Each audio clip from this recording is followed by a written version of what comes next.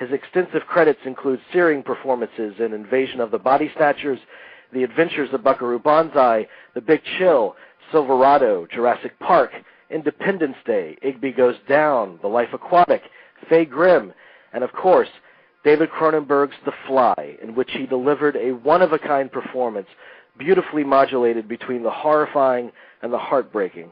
His barely contained enthusiasm for the art of acting is always apparent and deeply infectious, as it was with my favorite film of last year, The Delightful Pittsburgh. But he is also never fearful of tackling a role that takes him to the darkest realms of humanity. His latest work in Paul Schrader's Adam Resurrected certainly sounds like such an exploration.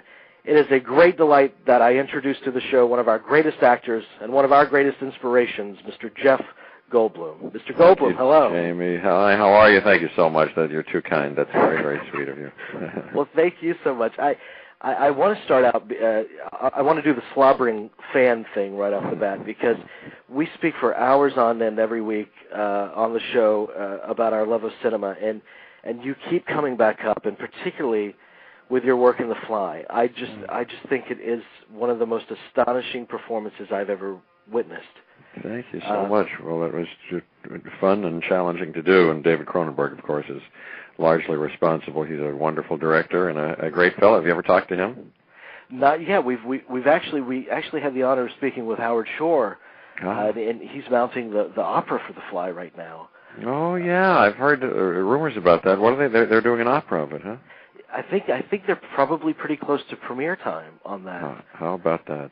I know it's amazing, and I also have to tell you that I got a chance to see Pittsburgh last year, like I said in the intro, and you said, and it is the most delightful movie I think I've ever seen. I was grinning ear to ear from start to finish. Oh, you're so nice. Thank you. Well, it's special to me. You know, we cooked it up over several years. You know, even though it's a very modest little handcrafted thing, and I got a big kick out of it myself. Yeah. Well, I promise no more oogly slobbering fan stuff from here on out. I got that out of the way. Thank you. You're calling us all the way from London. I appreciate it so much. You're in the middle of a run of David Mamet's Speed the Plow at the Old Vic with Kevin Spacey. That sounds like a dream. It's a dream project. It's really fun. Do you know this play, Speed the Plow? I know it, kind of. I'm very familiar with Mamet, but not particularly this play. Yeah, it's about a couple of, Hollywood business types, movie makers in the late 80s, a head of a studio and a producer, who get one of whom gets exposed to spiritual wisdom material through an encounter with this girl over the course of a night, and thinks his whole life has changed, but we see in the end that they're two guys on the far reaches of idiocy and egotism and materialism, and it doesn't exactly take, at least not yet.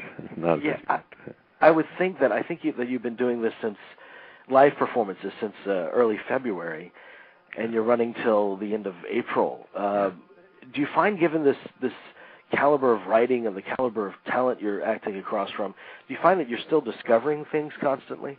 Yeah, totally.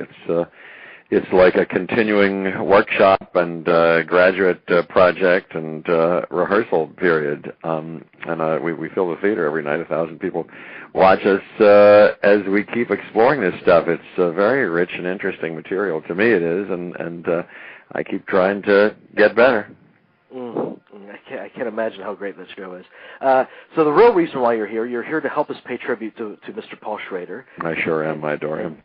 And you had the pleasure of working with him on his upcoming film Adam Resurrected.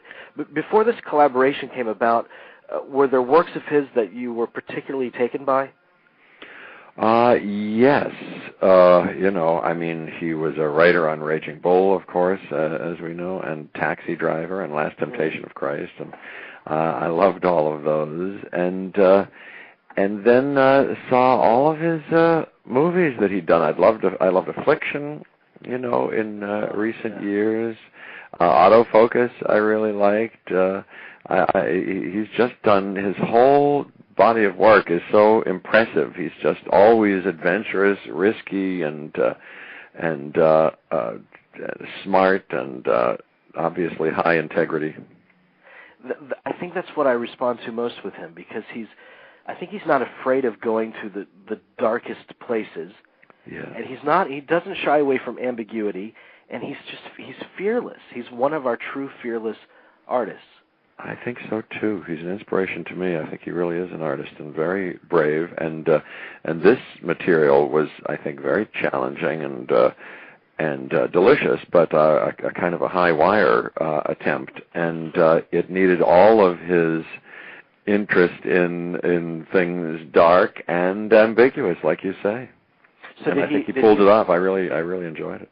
Did he approach you with this project? How did that come about? Yeah, he did. You know, there's a producer, Israeli producer, and it was co-produced with some German producers. But this Israeli fella, Ehud Bleiberg, it had been a passion for him for a couple of decades, taken from a book by Yoram Kaniuk called Adam Resurrected, and he'd been trying to get the rights and gone through many little dramas about it over the years, and had finally latched onto Paul Schrader, and Paul read it and apparently told him that he thought I was the one to play the part, and so they approached me. That's right. Mm.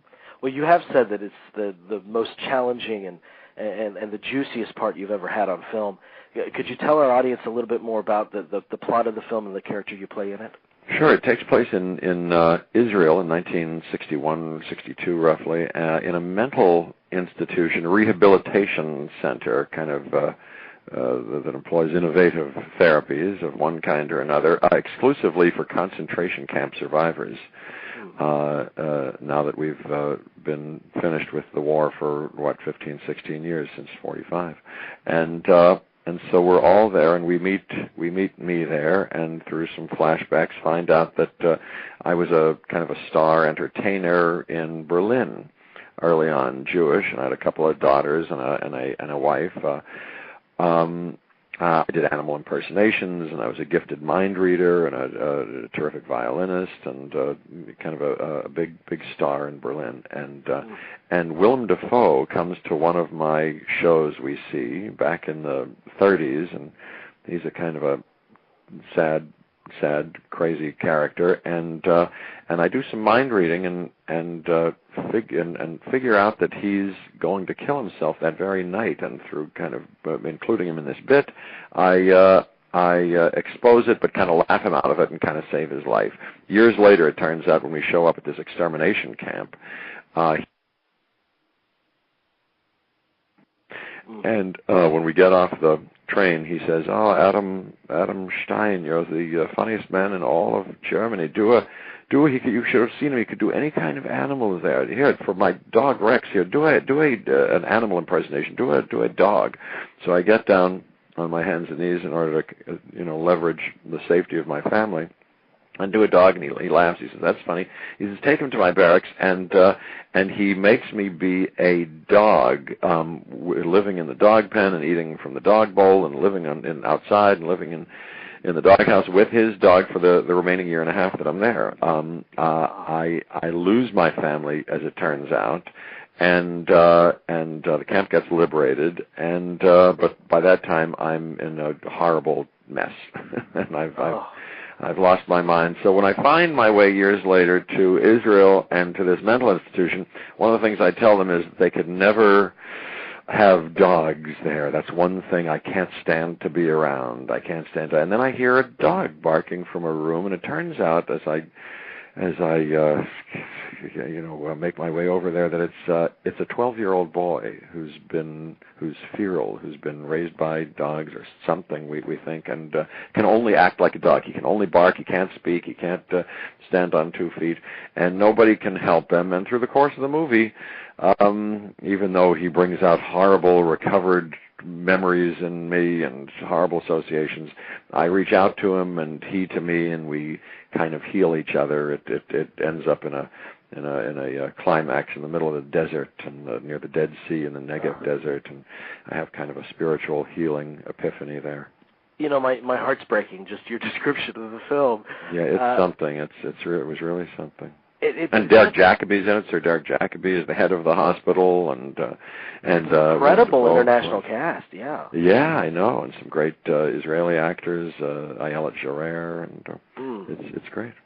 It's very dark material, though. Did you have any trepidation about living in that place in yourself for so many months? Well, yes. It was at times grim, but finally very educational and uplifting and inspiring. But I had about a year to prepare for it. So I went to Israel for the first time. I'd never been there before.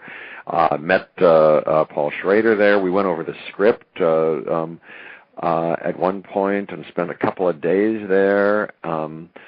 And then, I went to some concentration camps in Poland and Germany, spent a month in Germany and talked to survivors in Los Angeles and Israel and Europe, and saw many, studied as much as I could in the course of a year. There are people who spend a whole lifetime studying the events of that time and only scratch the surface, but I got what I could in that year, and it was amazing. That's a real gift, a year of preparation for something like that. But yeah, working with Schrader, you're working with he's a brutally honest and kind of uncompromising artist. So I can't imagine what you're expecting before you met him. But when you finally did and started this collaboration, how did he surprise you? What surprised you about him?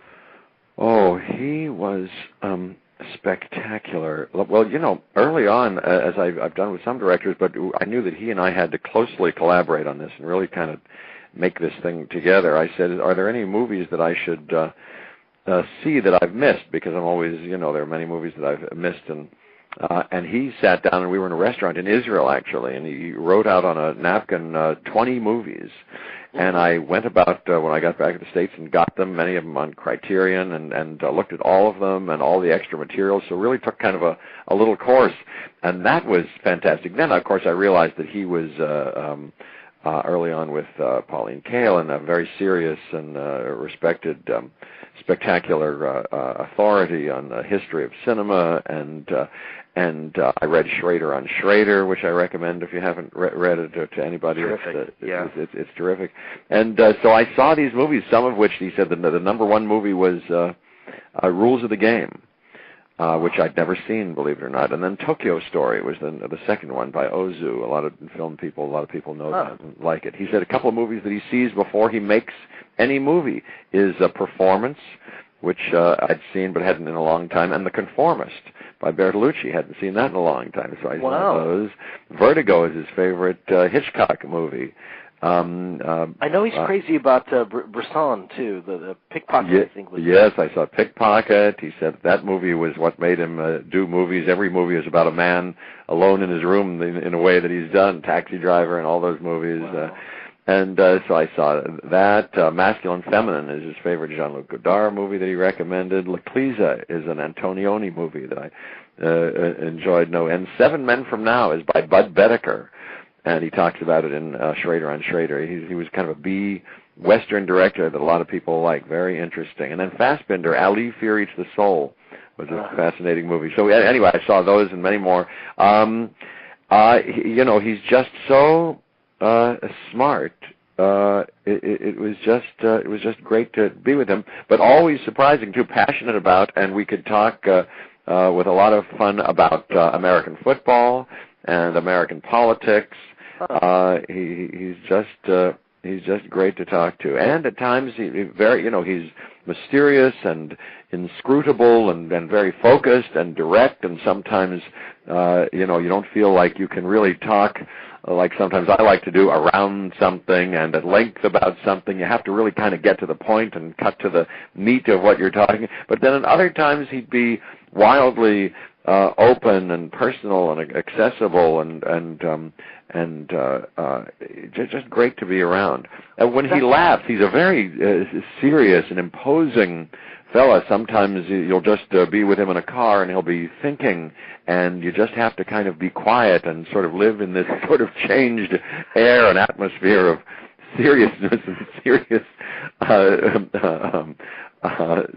focused vibration, you know. But at other times, he laughs. He likes to have fun, and when he laughs, his eyes crinkle up in a sort of a squinty, almost innocent, childlike way, and he comes out with a full-bodied, unbridled laugh that is absolutely delightful and infectious. So I was wondering what his style of directing was, because you've worked with some of the best. I mean, you've worked with Woody Allen and Spielberg and Altman and Cronenberg and on and on. What makes his style of direction unique? Well, he's great. His story sense, you know, I mean, in my humble opinion, I just have this little experience with him, but he knows movies so well. He knows his taste is so refined. He's so sophisticated. He knows what he wants. He's decisive. He's not intrusive in the acting, but he will, you know, he'll tell you just the thing you need to. You know, I came to trust him terrifically, and he would tell me just the thing that I needed to, you know, make it better. He'd be very good, but then he's got a passion and an endurance kind of willpower during the course of this movie. It's a very difficult thing to make a movie, but this was particularly difficult, I think, in a lot of ways, and it was his singular will and to keep going and to every day kind of fight things out and to make up the shot and figure out what the best shot was. And all through editing, you know, I saw him, and because I did a lot of post-production stuff. There was like a week of ADR and looping. It's just very impressive, his determination, his stick-to-itiveness, and his will to make a movie when, you know, sometimes the crew is not speaking English and other people are, you know, here and there. It's sort of one person is sort of leading this charge and making this movie, and it's conspicuously him. He's just great. And for this role to be one of the great challenges that you've ever tackled, I hear actors speak of enjoying epiphanies in the creative process and finding moments of transcendence and that being the ultimate reward. What kind of rewards did you get from playing this character, and how does Schrader help to facilitate those?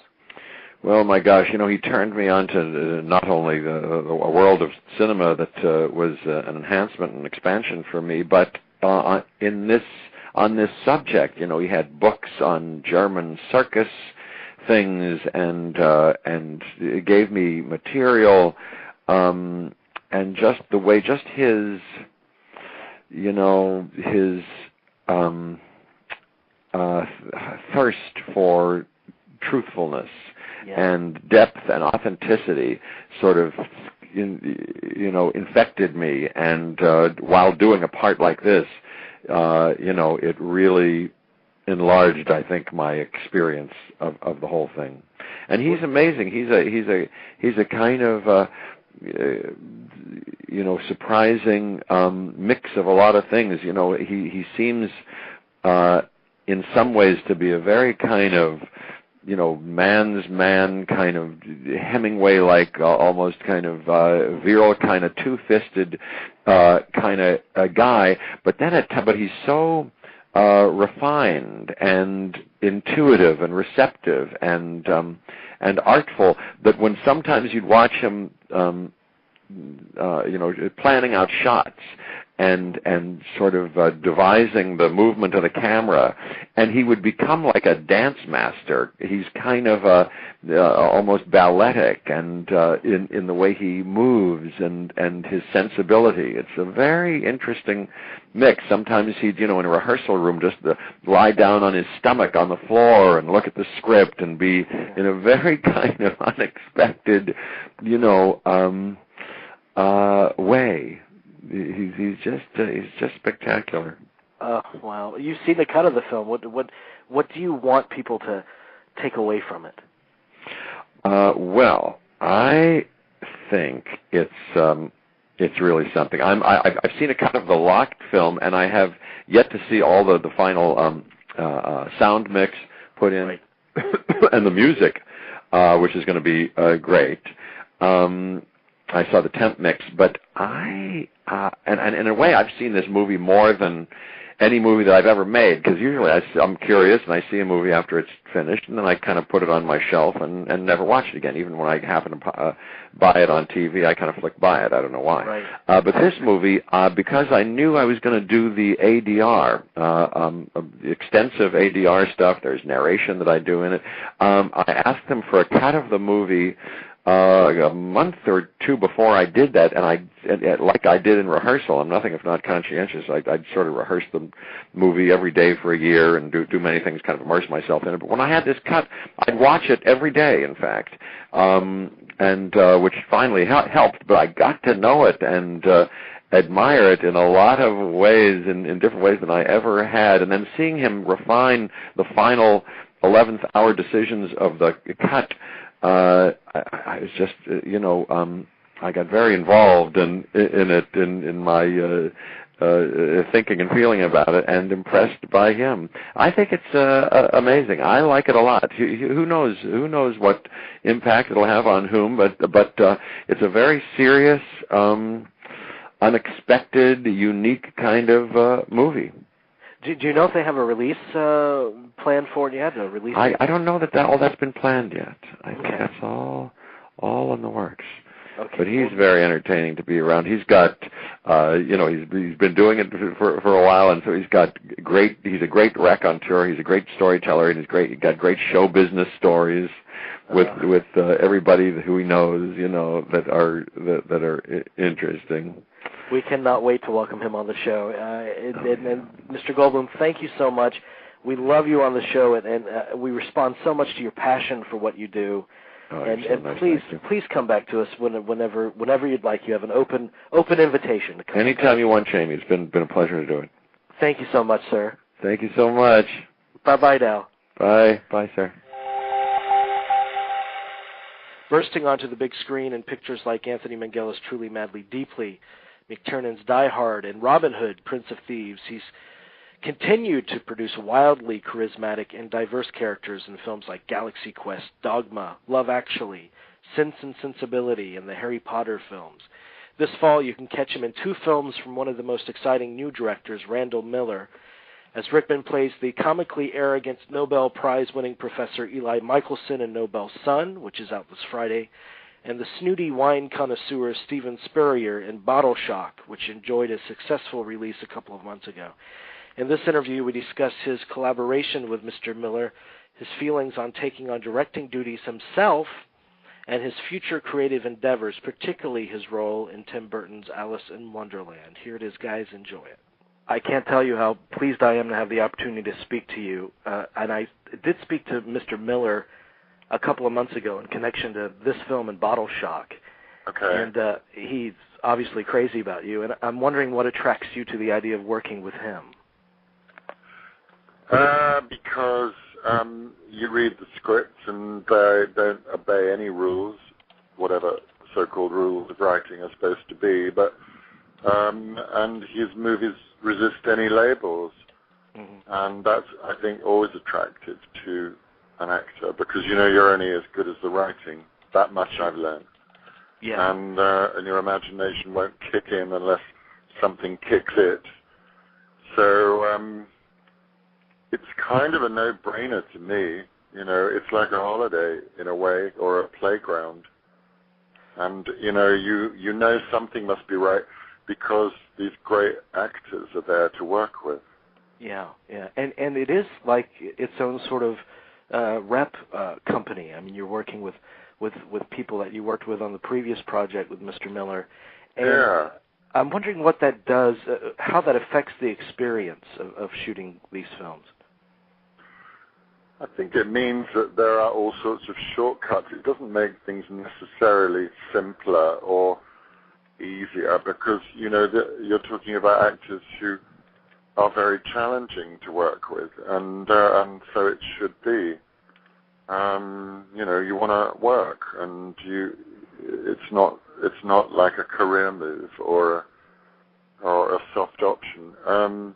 It's just the way actors would like it to be. There's a proper marketplace. It means maybe there are shortcuts in terms of the usual absence on a film set of rehearsal. it means you have a kind of shorthand dialogue, which in some ways maybe takes the place of rehearsal. Sure. You can just try things.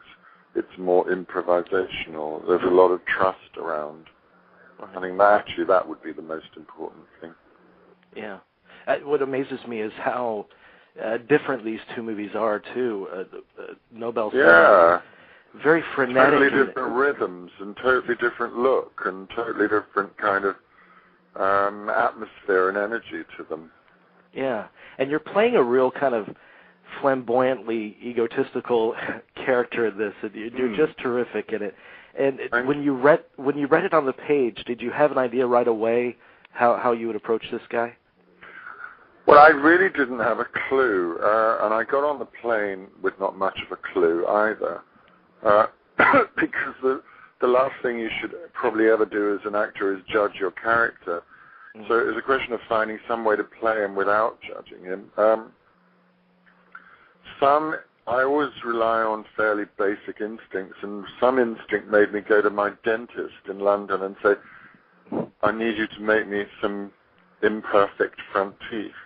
Because I thought there was something sort of shark-like about his appetites. Right. And I needed to feel different and look in the mirror and look different. I thought that would be at least a start to something. And it helped a lot. You know, whether you notice it or not watching the film, I've got these two front teeth that kind of just wrap over each other rather than, you know, being a victim of the great American dentist. Which do you do that often? Do you use kind of external forces to inform kind of the internal life of the character? Well, not that often, although, you know, the costume is very important to me, and usually that's a slow process. And there's always a discussion with the costume designer, and you know, some characters care about the way they look and others don't. And, you know, sometimes I'm happy to totally hand it over if you're playing somebody who makes no choices about what they wear.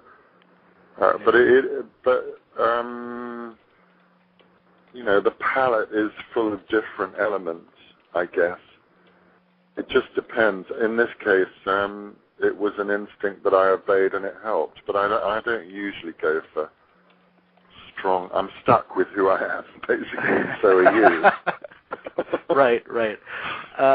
And I noticed that there seems to be, maybe I'm incorrect, but this misconception that you don't delve into comedy that often, but in fact your resume is populated with comical performances.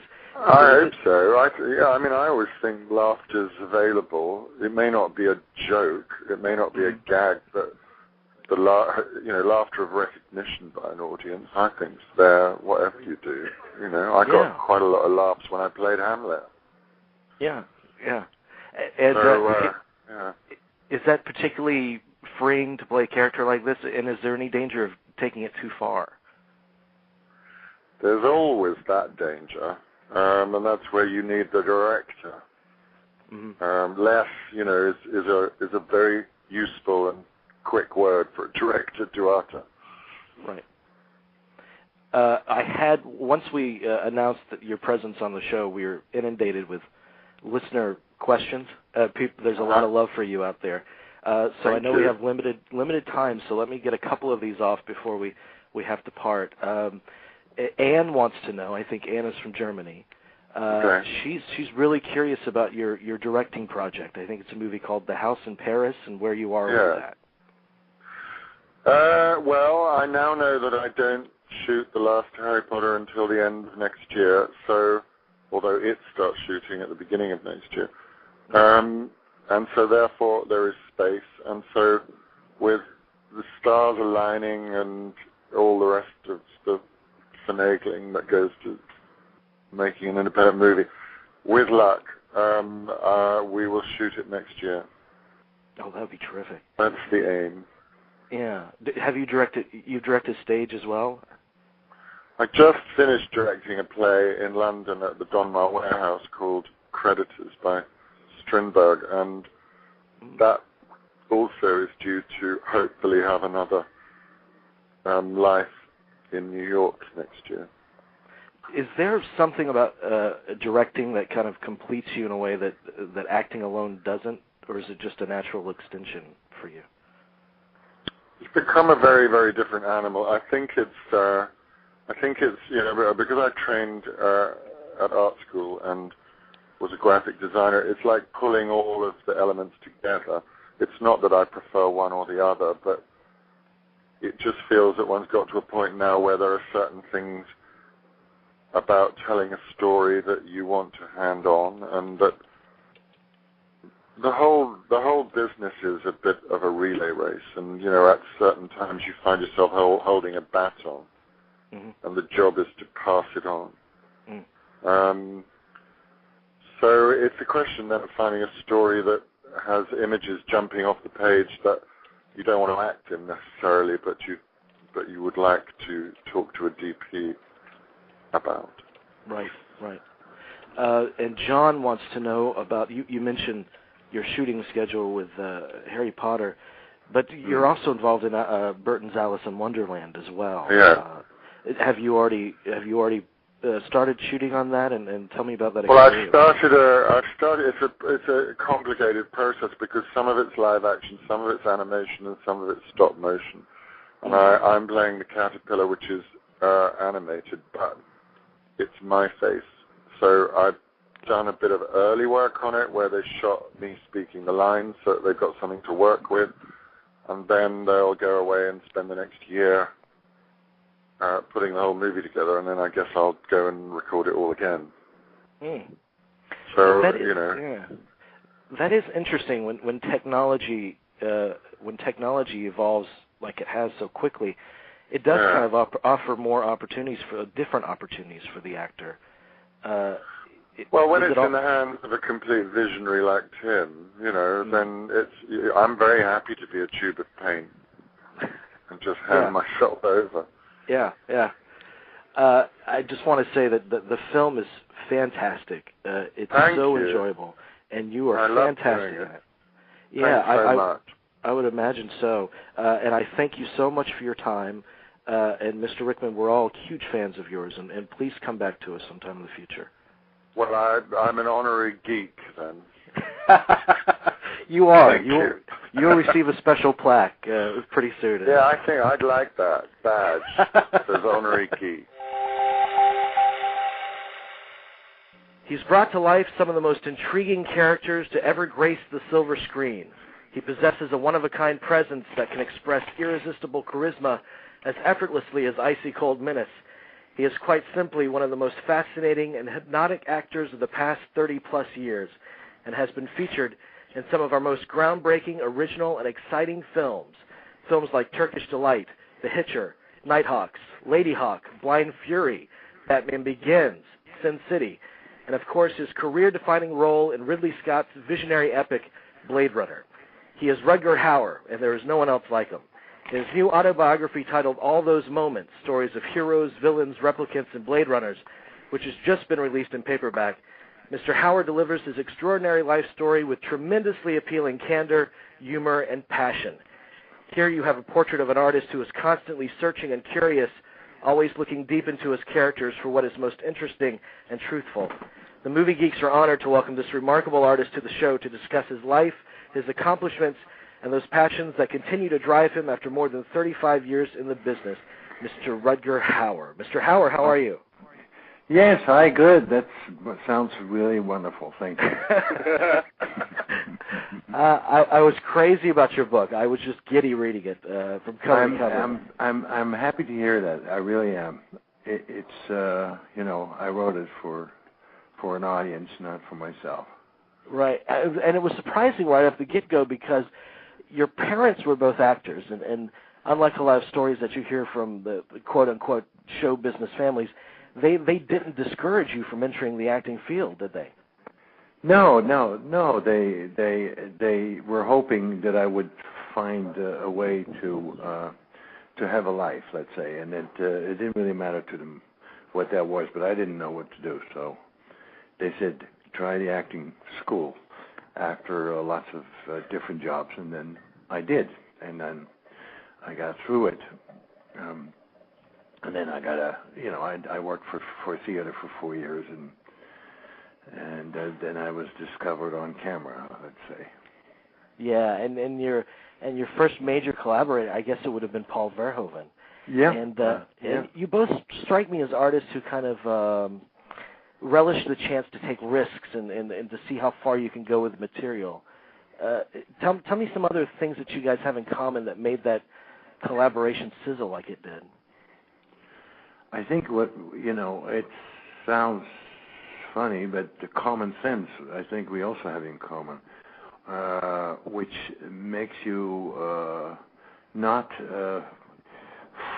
float too much. Let's say the balloons that are also full of air, we tend to kind of hold on to the earth, both of us. And I did 5 films with him and one television series.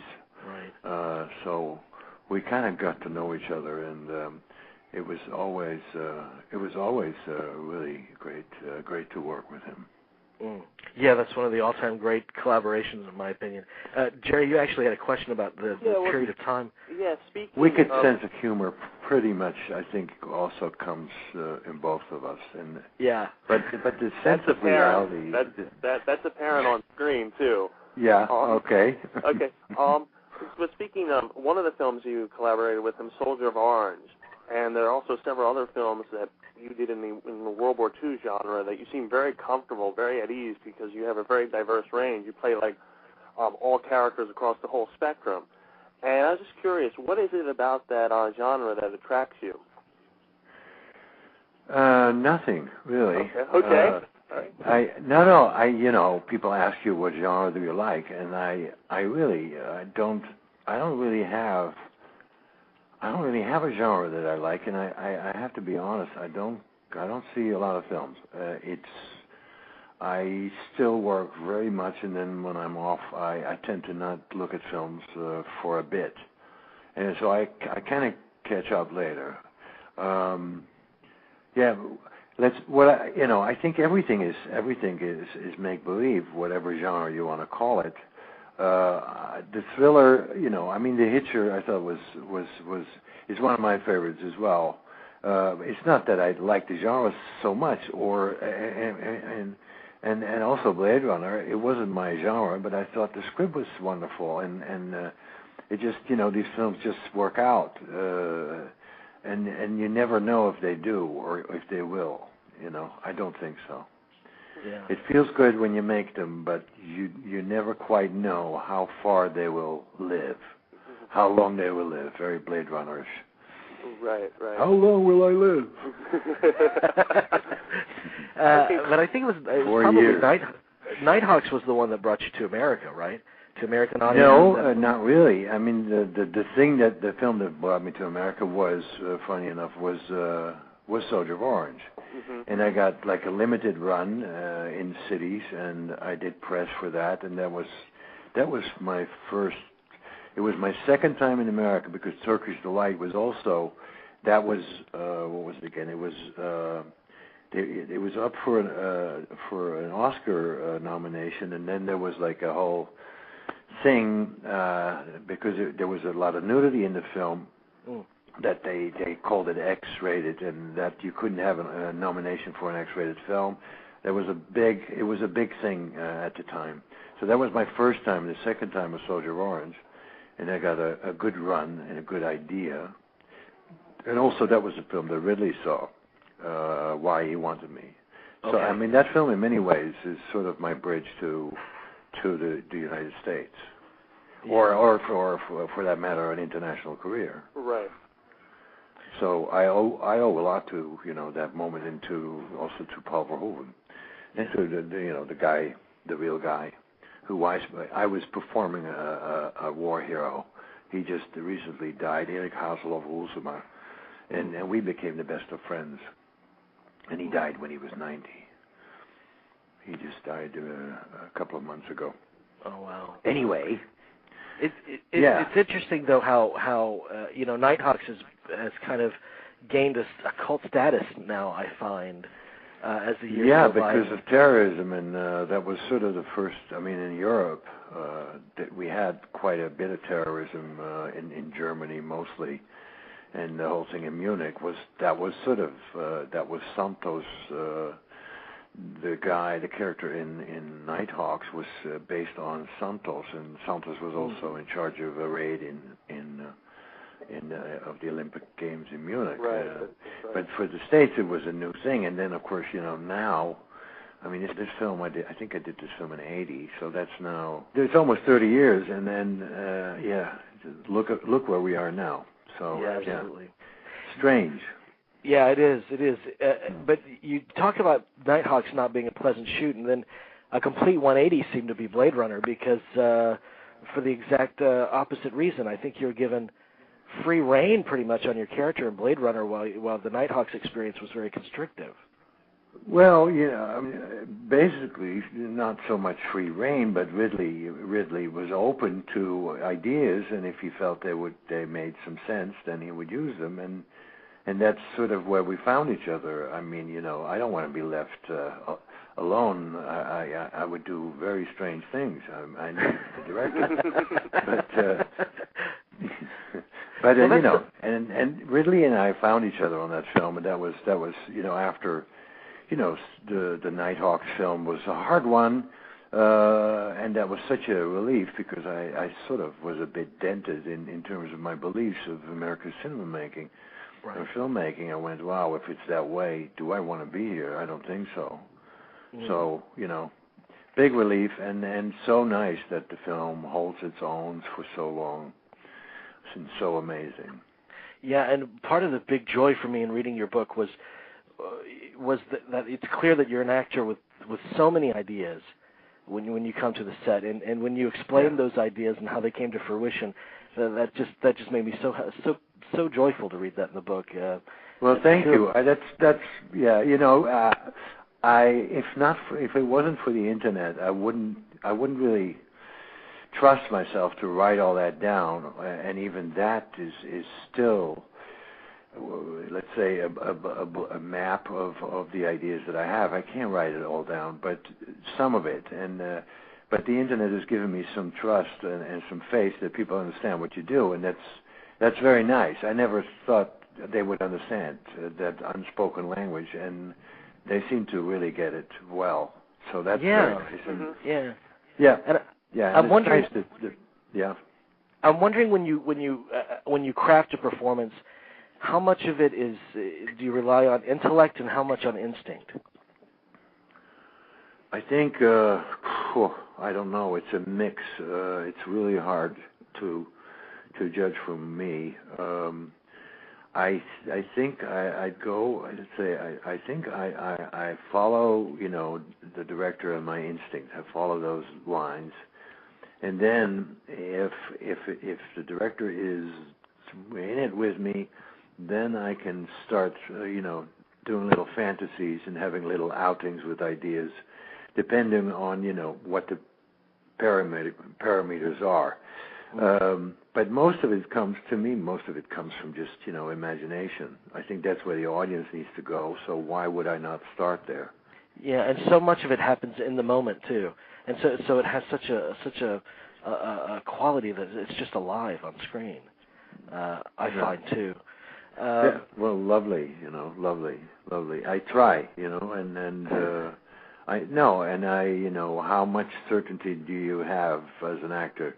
No, I don't believe you have a lot of that anyway.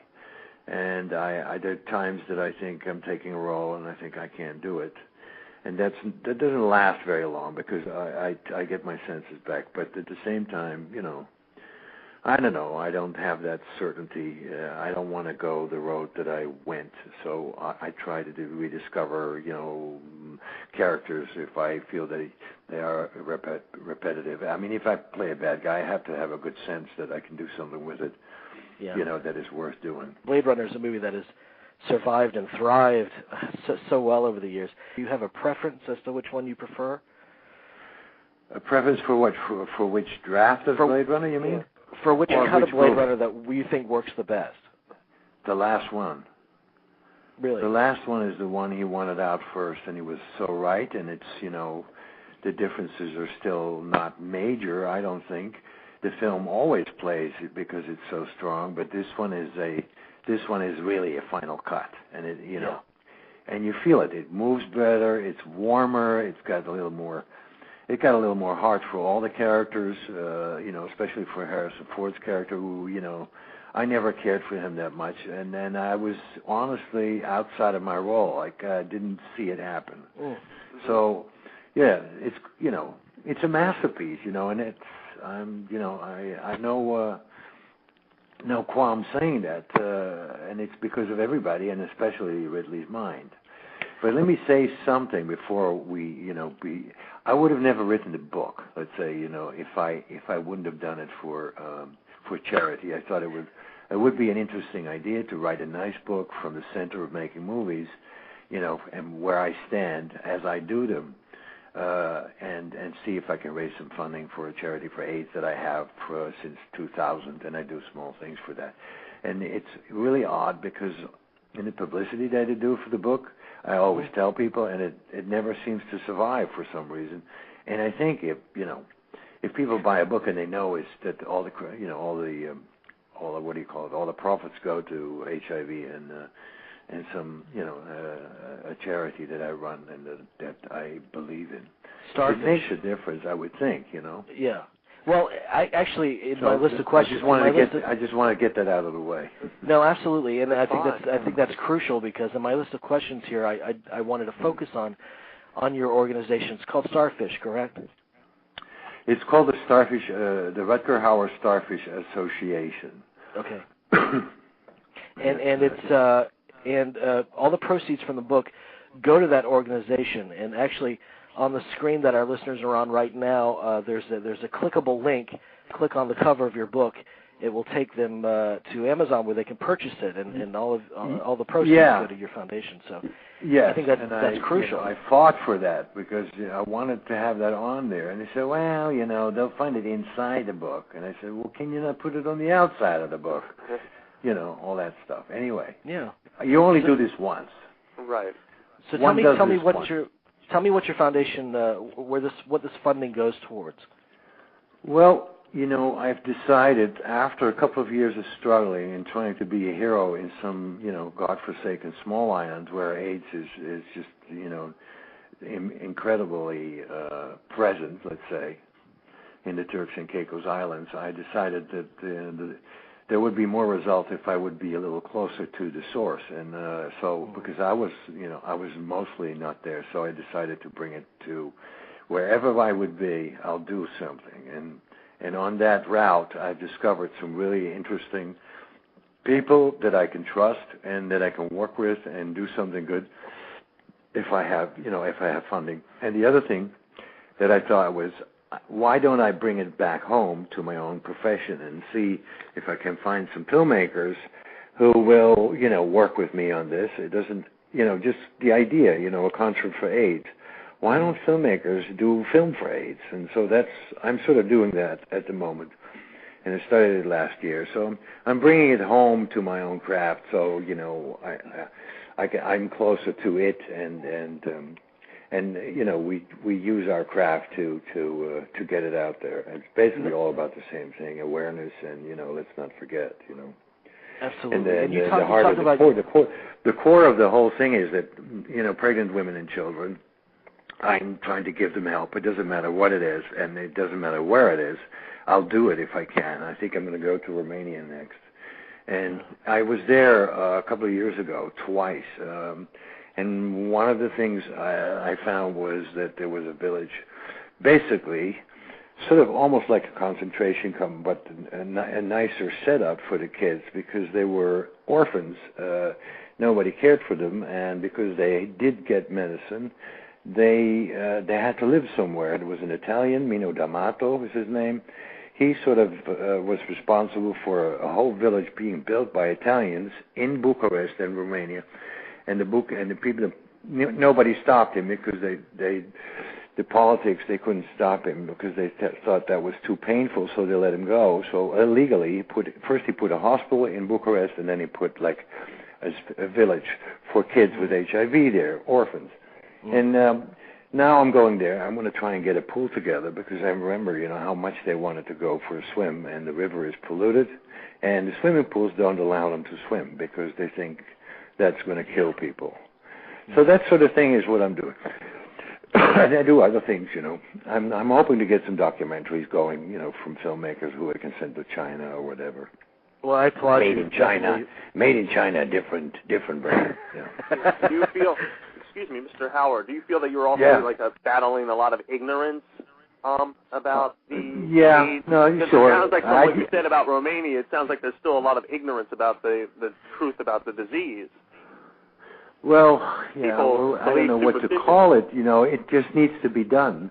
It needs to be done, and there's so much, that you can do, even in the little things, and that's all I'm doing. I'm doing things when I can, and I know where to find them too. Right. I don't look at a city, through the glasses of bling, or I take one look at a city and I can see where the different routes are, and I'm going to go shopping, and I don't mean that in a nasty way.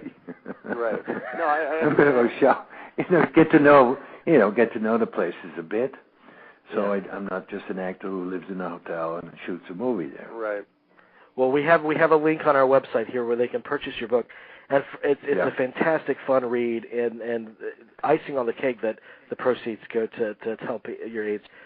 So I think that's absolutely essential. Okay. Before you go, can I ask you about The Hitcher, because that's one of my favorite films. Can? How long do we have? We have as long as you want to give us, but I don't. All right. Okay. Fine. Okay. Yeah. I don't want to overstep my boundaries because this is long distance, I know, but never mind. Yeah, you'll live, I'm sure. The Hitcher is absolutely one of my favorite films of that genre, just because it's so down and dirty and kind of relentless. But I had a different kind of view of how you portrayed the character from when I read your book and read your take on it. I thought that you probably didn't require it was a role that didn't require you to find the humanity in it. But you had a very right. Is that correct, or do you have a different take on that character? Are you asking me if it was a role that didn't? Can you be a little more precise, and I'll answer it precise. Well, because a lot of times characters, when they play so-called villains, they search to find the humanity in the character, and I thought that this was a different kind of role. Okay, in what way? Well, it's an unstoppable force. Are you saying you didn't feel the humanity? I don't want to. I thought you can say anything you want. I thought that the character represented an unstoppable force, and that's what he was. Right. The force of what? I'm interviewing you now. Yeah. The force of what? Like an unstoppable, like a Terminator almost, just an unstoppable killing machine. Yeah. Well, I'm not going to take that away from you. It sounds fine. I play every character as humane as I can come up with, and it doesn't matter, what the character is. I play characters. I play people, basically. Yeah. And some people are really mean, and others are not. So I thought he was charming. I thought he was one of the most charming men I would meet on the road. Okay, all right. Speaking of charming, can I ask you a question? I know I'd like to ask a question if you have the time. Yeah, you're asking the questions. Yes, I know. I just don't. We don't want to, keep you or anything. But speaking of monsters, or you see the good, not the good, but you take the human element of each of your characters. What was it like playing Albert Speer in Inside the Third Reich? How did you approach that material? Well, I approached it pretty much from, he'd written a book, a 500-page book in prison while he was in prison for 25 years, and I sort of took the stance, and I don't think as an actor, I don't think you should, you just have to make it believable, whatever the role is. But I thought, if the guy's in prison for 25 years, why would he lie? Exactly. So I based my let's say, sincerity or whatever you want to call it on that. But then, and then of course, 10 years later, they discover he really lied a lot in that book. So he fooled me, and there you go. But so you take the ingredients that you think make sense for the moment, and you and you work with them and see if the director likes them, and you take it from there.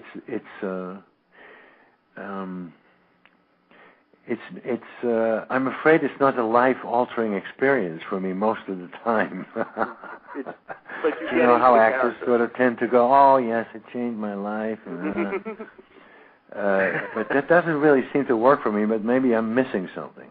Well, but at the same time, in your book, I mean, you're essentially reviewing your career, so you have to have some.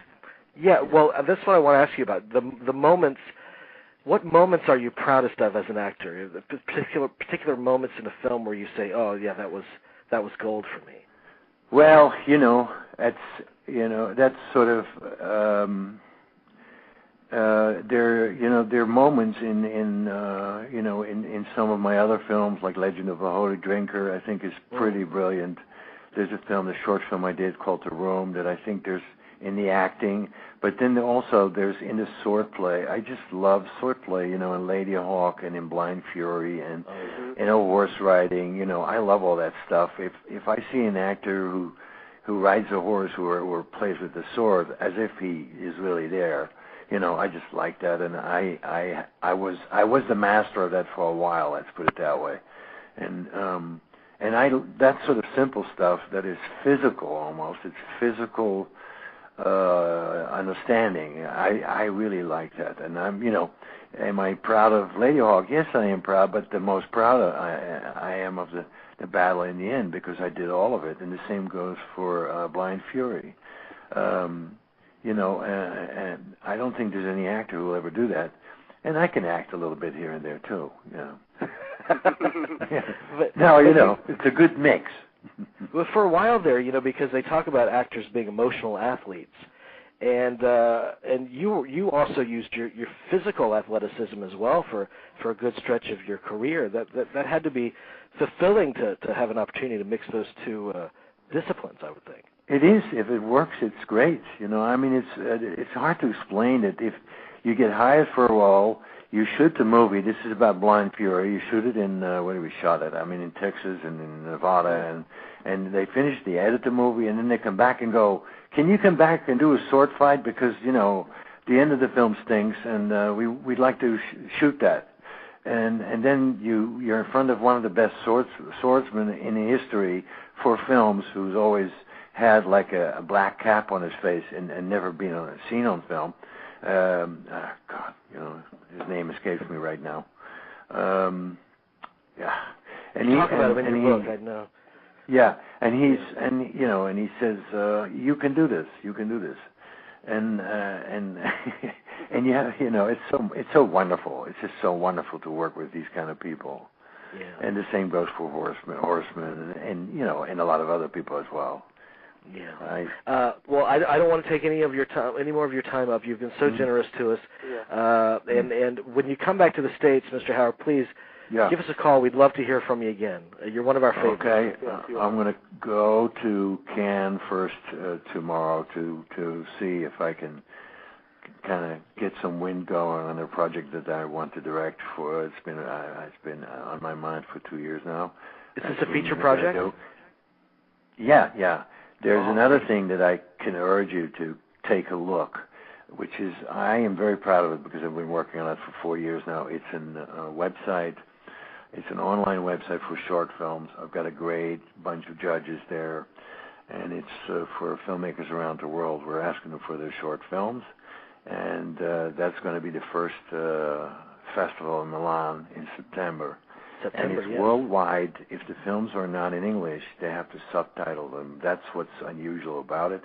And because I did that, the quality is so high that I can, already I see great power in it, basically, and lots of fun, of course, and filmmakers, the new faces, we can see them there. The new faces of film. Yeah. Very. And that website is rutgerhauer.org, correct? No, but that's my own website. This is called IC Films with IC, icfilms.org. Okay. You can find it inside my website too. There's links there, but icfilms.org, and it's great fun. And we got about 2,000 short films, and we've chosen about 120 now to run in September. Well, this seems like a really kind of fulfilling time in your life, because you're making your own stand and making your own difference towards AIDS. You teach acting. You have a short film competition. They're all kind of things that give back pretty much. I think I have a system down where they all come back to the same thing. I mean, on the acting part, I think I've got a Rutger Hauer Film Factory going every year, which is the same thing. We make 30 filmmakers sweat like dogs and make them shoot tons of movies. And the experience is life-altering for them, because I have something that nobody else knows, and I know where it lives, and I can bring it to them. And they love it, and it's great, So that's one thing. Then it's the short films. I'm trying to get a circle going that is a real network, not a fake one. Mm-hmm. And you're pretty much. Well, Mr. Hauer, thank you so much. Thank you. You're welcome. We admire your work so much, and please come back to us anytime in the future you'd like to. Will do. Thank you. Thank you, Mr. Hauer. Okay. Bye-bye now. Bye. It was nice talking to you. You too, sir. Thank you so much. Bye. Bye. Bye-bye.